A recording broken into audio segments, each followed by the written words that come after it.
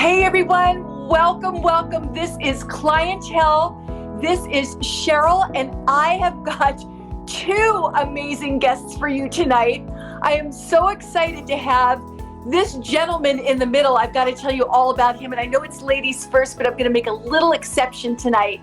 And we're going to introduce Frank McKinney, who is not only a major real estate mogul, an incredible builder of homes like you have never seen in your life, a published award-winning author, an incredible philanthropist, and a marathoner, all in one incredible package.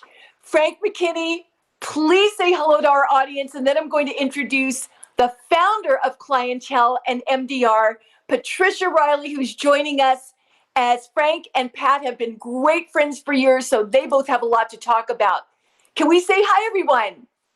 Well, hello, MDR family and friends and fans. I'm honored to be here. I'm coming to you today from, guess where? You can't tell from behind me, but I'm in my oceanfront treehouse office where I wrote all 7 of my books, where I design all the houses that Cheryl just spoke about, and where I plot and plan my next ultra marathon. So I'm happy to share the next however many minutes you want me here, I'll be there.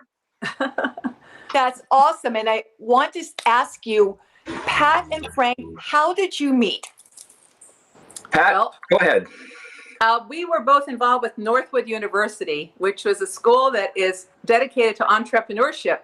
And it is a wonderful college that actually was honoring outstanding business leaders like Frank and myself, and we were at a function that was at the home of Rich DeVos, who started Amway, one of the largest and most successful companies in the world in cosmetics. And I remember Frank came up to me and said, "What company are you involved with? They're honoring you." And I said, "Well, I founded Clientele. I founded MDR." He said, "MDR?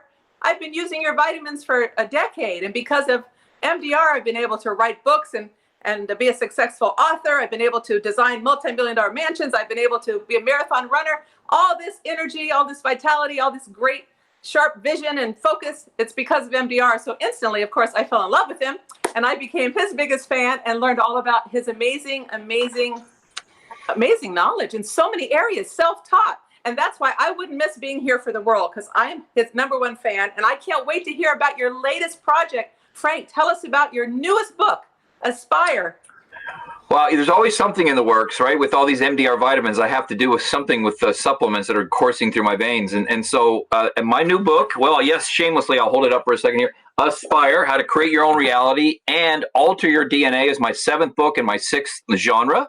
So this is a mindset book, my first mindset book. I've written young reader fantasy, Christian romance, philosophy, real estate, and spirituality. And so this book, as the title says, and as the title will promise, it teaches you how to aspire versus using motivation and inspiration that wears off, and how to truly create your own reality and alter your DNA, which is I show scientific proof that it can be done.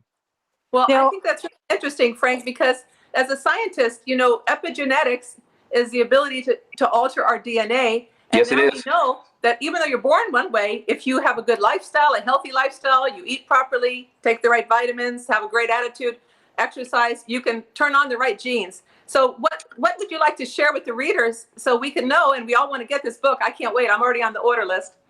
Well, again, the book is mindset, not scientific, but I do go into the study of epigenetics, actually. And for me, I've learned that, motivation washes off and goes down the drain with a soap at night. Doesn't last. It will not last. As a species, we were not meant to stay motivated. Sorry.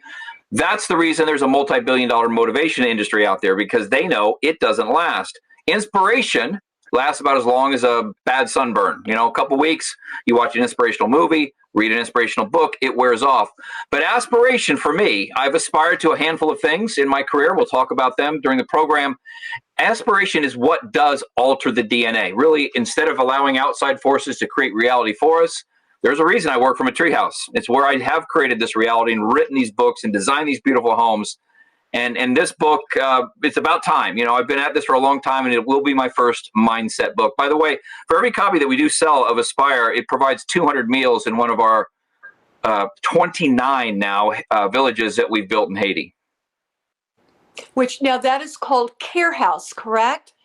The Caring House Project Foundation is the entity that we started back in 2003, where we built our first village in Haiti. Since then, Cheryl, we have built 28 other villages, caring for, providing a self-sustaining existence for 12,800 children that were eating mud patties flavored with lemon juice and basically bouillon.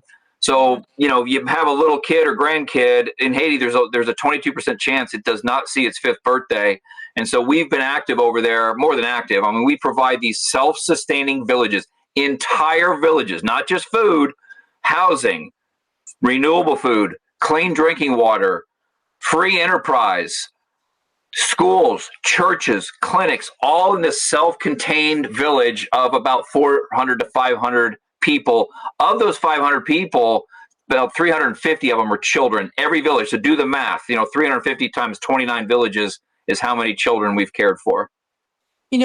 I think that is absolutely mind-blowing what you've been able to accomplish in just so many different ways. And particularly, Pat and I are both people that love to give. How do we encourage and inspire others to help you with your Caring House project? First of all, you have to realize that everybody watching this has a professional highest calling. So Pat's professional highest calling is a scientist that founded MDR and Clientele. That is the gift God gave her to put food on the table, to make money, doing something a little bit better than most. Not better than everybody, but better than most is what Pat does. And Cheryl, you have a professional highest calling. You got to recognize you have a spiritual highest calling as well. And for me, my professional highest calling is building these beautiful houses on the ocean on speculation. I built 44 houses on the Atlantic Ocean with an average selling price of over $14.5 million. But I didn't realize until a little later in my life that I had a spiritual highest calling. And that was doing what I do. I provide housing to the rich. And like a modern day Robin Hood, I get to sell to the rich and give to the poor. I don't steal from the rich, but I sell to them and I give to the poor. And so, I would encourage your viewers, after they go to your MDR and Clientele links, to buy the products that keep you looking young like I look and you look, Cheryl and Pat looks. Buy that stuff first. Then go to what has been called Disney on a Desktop, which is my website, frank-mckinney.com. And you can take tours of these villages in Haiti, Cheryl. You can read sample chapters of my books. You can take tours of the houses I built on the ocean. You can see where I'm going to be speaking, where I'm going to be running. There's a reason that I think it was PC Magazine called Frank McKinney's website Disney on a Desktop. It's pretty entertaining. Well, you are amazing. And you want to tell everybody how you arrived at your latest mansion that you built on the ocean and you sold during the pandemic? Let's go back to that meeting at Rich DeVos's house, though, because you kind of glossed over that very important meeting with me and you and MDR and Clientele. So you said something that I thought was incorrect, but it's actually right.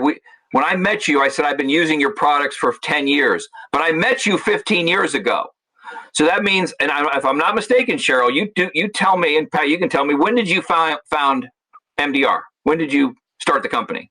Well, Clientele in 1979 and MDR about probably 1990. Okay. So I didn't do a Clientele thing back then, but I was MDR from day one. I was MDR on a plane reading one of the magazines, and there was a little thing in there, and I remember filling it out, and I was probably your first mail order in 1990. So what is that? 30 years ago, I bought the product, your vitamins, your AMPMs, I'll never forget. And I've been taking them ever since. And so, that chance meeting, then we were on the board of governors together. But you've been a great sponsor of mine through my running races. And these aren't just running races. These are grueling 135-mile races through the Death Valley Desert. Yes. And MDR and Clientele has been a sponsor of not only me during this just grueling, what National Geographic calls the toughest foot race in the world. Not my claim, National Geographic's claim. And Clientele and MDR has helped me see the finish line of that race on 7 occasions. There's only about 1,000 people that have finished the Badwater Ultra Marathon. To put that in perspective, over 4,600 people have summited the top of Mount Everest. So that's how difficult this race is. And, without your products, there's no way I would have seen 7 finish lines. And, you've been an incredible natural spokesperson for us, and you did something for us on MDR Vital Factors. So tell us how that has affected your entire life, from your books to real estate to marathons. How has this worked for you? Well, it's not. I mean, okay, so the reason you're holding that one up is because I have favorites, and that is one of my favorites. So I cannot do caffeine. I just have, if you ever read the fine print on like a Red Bull, it says, not for people that are sensitive to caffeine. Well, who do you know in your life that's sensitive to caffeine? If you don't know anybody, I'm the first guy that you've met that's sensitive to caffeine. I can't tolerate any caffeine. I can't do.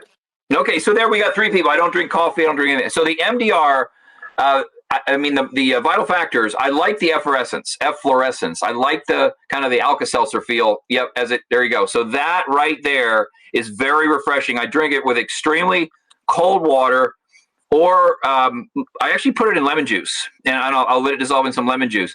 Wow. Because I drink at least 3 ounces of lemon juice every single day for detoxification. So I'll put the lemon juice with the cold water with 2 of them. I use 2 of those tablets, by the way, just because I'm a little bit bigger. Right. And I think it gives me energy without jitters. I mean, and again, there's no caffeine in that product, which is critical for me. And and the other thing I do with it is I make these pretty full, these shakes that have ingredients that would blow your mind. I put 2 of those things in the shake before I turn on the blender. So when that thing, let's say it's in a, one of those, I forget what the thing is called, but it's not you put the top on it and you clamp it down tight. A bullet, NutriBullet. I put it in the NutriBullet, so that efflorescence, while it's being churned up, takes the ingredients and churns it up, and oh my gosh, is it refreshing and healthy. That sounds fantastic. What changes do you see when you take it, Frank?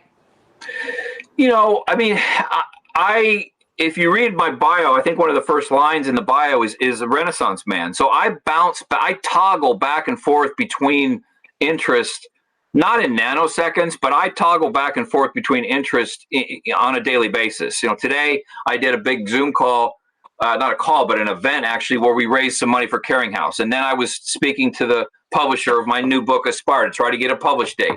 And then I'm planning, to go out to Death Valley to train. So to toggle, to have the mental capacity to toggle back and forth between disciplines like that, I think for me, it's one. I can't say one MDR product keeps me healthier than another, because I'm always pretty healthy. I mean, I can't remember the last time I was sick. I really can't remember the last time I was sick.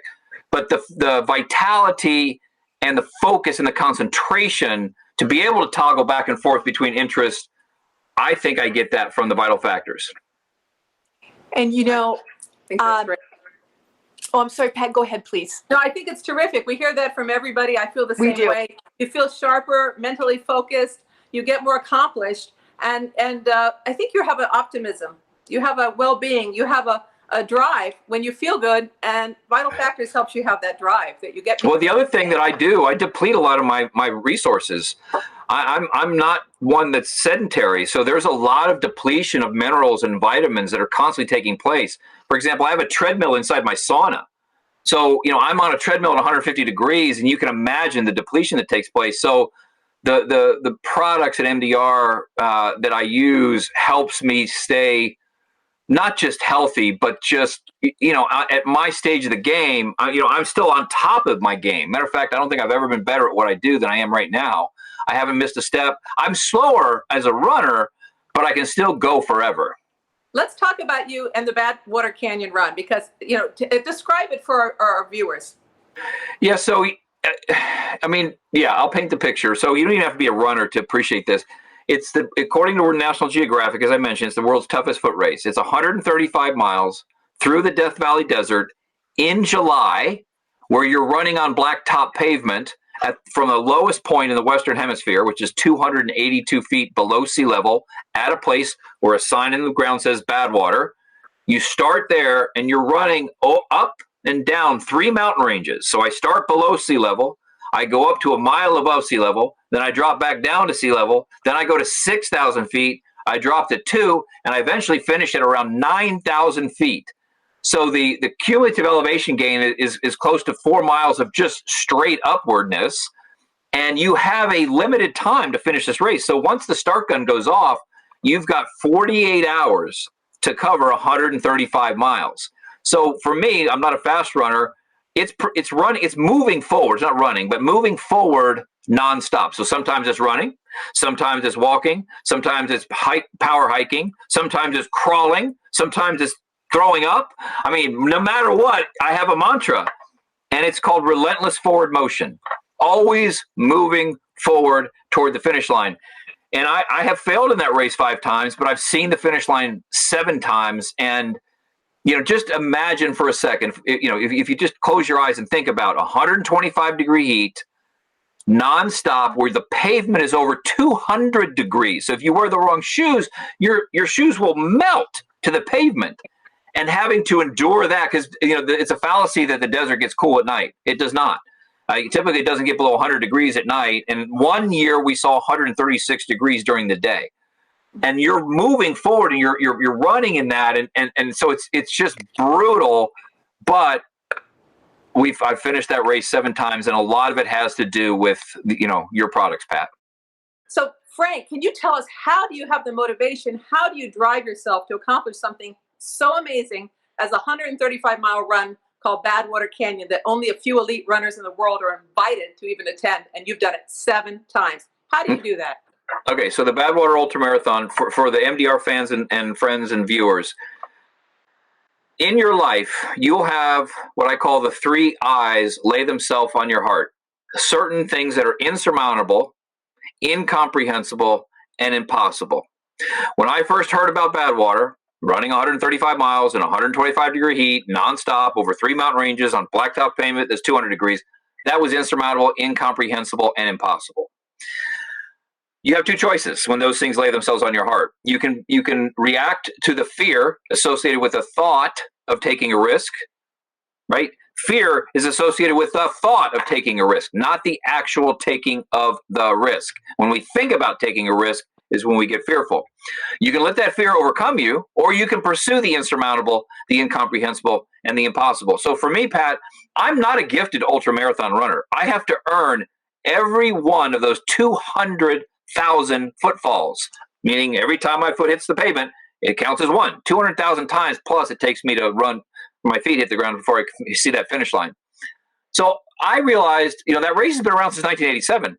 Others had done it. Why can't I do it? Why shouldn't I be able to do it? So you get the mind right, and in ultramarathoning, the miles will follow. Get the mind right, and in business, the money will follow. So that's what I did. I hired a coach. I got my mind right to believe that I could finish a 135-mile race. And Pat, that's what's happened. The times I didn't finish, only one of them really had to do with health issues. The other 4 times I didn't make it, my mind wasn't completely there.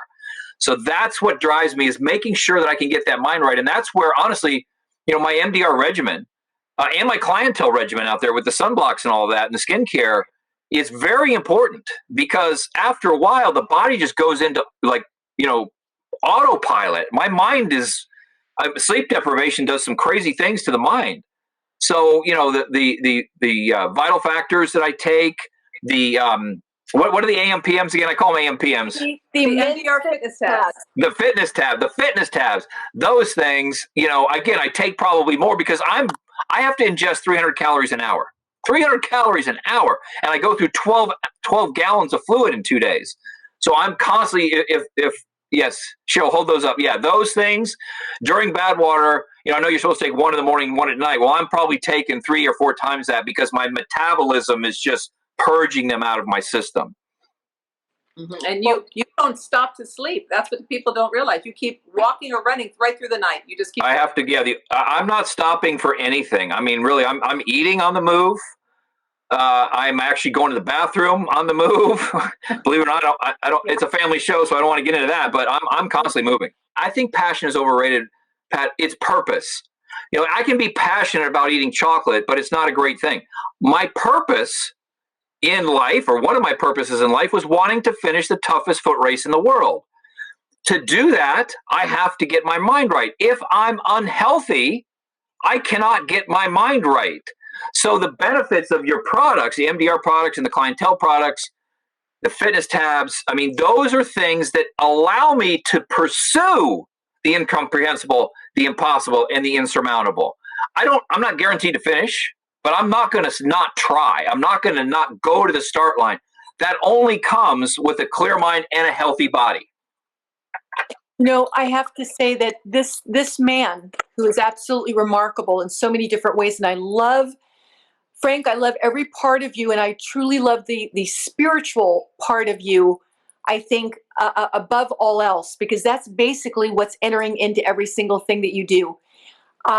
I think what's really fascinating also that I read about you is the fact that you came from another state with a 1.8 GPA grade average and $50 in your pocket, and you moved to Florida. And I want to know how all of this happened. It is truly a rags to riches story in so many ways. And we're not just talking about monetary riches, we're talking about heart riches. We're talking about all different kinds of riches. But how did you go from there? Because this is so inspirational and encouraging, to where you are now. And how can we do that? Okay, so you use the word inspirational. It's really the aspiration. It's very aspirational. So let's turn the clock back to that day that I got on a plane with a $50 bill and a one-way plane ticket at 18 years old. There's nothing sensational about that. I mean, at 18 years old, how many people have more than 50 bucks? Not many people. It's what happened when I hit the ground, and I decided at that point, where in my very first chapter, my new book, Aspire, it talks about this very important question. What legacy do you aspire to leave behind? What legacy do you aspire to leave behind? Now, I didn't ask that question myself when I got on that plane and I landed here with a 1.8 GPA. What I did answer that helped me get to these aspirational endeavors that I've pursued, by the way, there's only been 5 of them in my entire life, 5 big ones. Who do you aspire to emulate? Who is it that you look up to, Frank? Who is it you'd like to put your footsteps into their footsteps if you're walking along the beach, to absorb some of their DNA into yourself? Not copy them, just absorb some of your DNA. So I wanted to be a real estate artist. That didn't even exist. I can't sing. I can't play an instrument. I can't sculpt. I'm starting to paint, but for the most part, I'm not going to make a living at painting. I aspired to be a real estate artist. And Cheryl, according to the Wall Street Journal, the New York Times, and USA Today, the cover of USA Today, Frank McKinney was the first real estate artist, because I build 3-dimensional art that people can live in. Pat, you visited them. They're stunning homes that I designed right at this desk here in my treehouse. I aspired to be a best-selling author when I had a 1.8 GPA and went to four high schools in 4 years and spent 7 different stints in juvenile detention. So I'm not a big movie buff, but if you watch the movie Rocket Man, which was the story of Elton John's life, when he was Reginald Dwight, his manager turned to him and said, "You have to kill the person you were born to become the person you want to be." Mm-hmm. When I saw that line, that's what I did. I killed the person I was born to be. I was supposed to be a banker. Nobody knows that. My father was a banker. My grandfather was a banker. I was supposed to be a banker. I didn't want to be a banker. Do I look like a banker? My hair is only purple because I take so many vital factors. And you look at that little tablet, it's purple. So I take so much, it turns the color of my hair purple. I'm kidding, it doesn't, but it's a great product. So I killed that person that I was born to become the person I wanted to be. And I kept aspiring to real estate artistry, best-selling author, to run a charity in the poorest country in the Western Hemisphere, to run the toughest foot race in the world, and to have a family. Because my family was kind of busted up when I was a kid. I've been married to the same woman for 30 years. I have a 22-year-old daughter, so I have that family life that I've aspired to have. What I tell your fans and friends of MDR is answer that question. Who do I aspire to emulate? And by the way, they don't even have to be real people. In my case, when I was younger, I aspired to be Robin Hood. I aspired to be Willy Wonka. I aspired to be Evel Knievel. I mean, Evel Knievel was a real person, but he could have been a fictional character. They don't have to be real people that you aspire to emulate. Of course, you're going to mix in real people. And then step back after you have those answers and say, well, okay, what legacy do I aspire to leave behind? What do I aspire to be doing next year at this time that I'm not doing right now? And that takes action, taking action. You have to take action on those things. And again, without the products that I take of yours, Pat, I can't have those full, big aspirational goals and dreams. So, Cheryl, it's a long answer to your short question, but I think everybody who can start to embrace this concept of aspiration over motivation and inspiration, because we beat ourselves up constantly for not being able to stay motivated. But once you set something aspirational out there, to me, it's like a Fabergé egg. It is sacred. I do not mess with it. I pursue it until it becomes so. Frank, I just read that you accomplished something that we have never been able to figure out in Florida for years. When we have a lot of glass in a beautiful new structure, oftentimes it gets hot. You built this incredible mansion, which you sold during the pandemic for like $14 million, and it's absolutely striking. People should go online and see what you designed, but you engineered something with the windows. Can you explain that? Oh, it's kind of boring, but basically, the ultra wealthy buyer. This is a fascinating study in the ultra wealthy buyer. I don't renovate houses; I build brand new. And the ultra wealthy buyer wants the newest of technology in their house. Not related to high tech, the newest construction technology. So we were the first to use 12-foot tall, floor to ceiling, sliding glass doors that could withstand a Category 5 hurricane plus 20 miles per hour. So if you wanted to sit there with your glass of vital factors and watch a Category 5 come right at you, you could do that. And we were the first to do something like that. I think that's extraordinary, because you've accomplished engineering feats that we don't hear about. You don't see anything like that. To have a beautiful mansion that has the ability to deflect away the heat with the hot air going up the top of the window. I read about that. I thought that was spectacular. Oh, right. It's so strong, it could be in a hurricane. And yeah. It's extraordinary what you do. You're not only an artist, you're an engineer, you're an architect, and you're not trained as an architect, engineer, or artist. You're God-inspired. And that's the most amazing talent of all. Let me tell you how MDR and your products actually allow that to happen. And this is a really important lesson, even for those of you watching who won't buy the product. This is really important for you to focus in on. Ever since we were children, we were told we were either right brain dominant, which is the creative side, or left brain dominant, which is the statistical, the analytical, the business side. We also tell our children that, to the detriment of their development. So for those of you who have children or grandchildren, do not tell them that, and do not look for the dominant trait. I came to Florida, Pat, as a left brain dominant individual because of my banking lineage. I was a very statistical, analytical, just had a business mind. The right side of my brain had been laid dormant based upon what I was told from a very early age. I didn't like that.